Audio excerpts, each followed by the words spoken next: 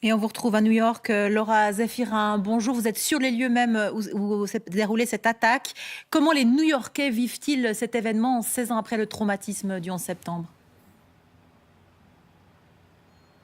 Alors Agnès, c'est le choc pour beaucoup de New-Yorkais. Juste après l'attaque, nous en avons rencontré certains qui nous ont tout de suite parlé du 11 septembre 2001, surtout que nous sommes dans le quartier de Tribeca, juste à côté de Ground Zero, là où le site est dédié aux victimes du 11 septembre.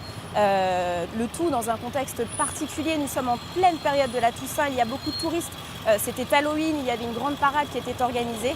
Alors le 31 octobre restera comme un jour sombre pour les New-Yorkais, d'autant que c'est le jour où a eu lieu l'attaque la plus meurtrière depuis le 11 septembre 2001. Un mot du profil du suspect, est-ce qu'on en sait plus ce matin? Alors ce que l'on sait Agnès, c'est son identité, Sayfullo Saipov.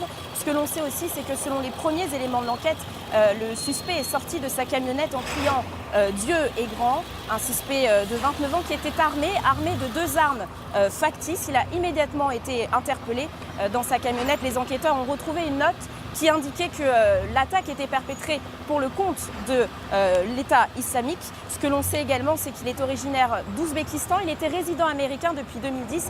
Il avait une compagne, il vivait dans le New Jersey. Il est aussi père de 3 enfants. En attendant, la police de New York et le FBI ont lancé un appel pour obtenir davantage d'informations et ainsi faire avancer l'enquête. Laura Zéphirin à New York, merci beaucoup.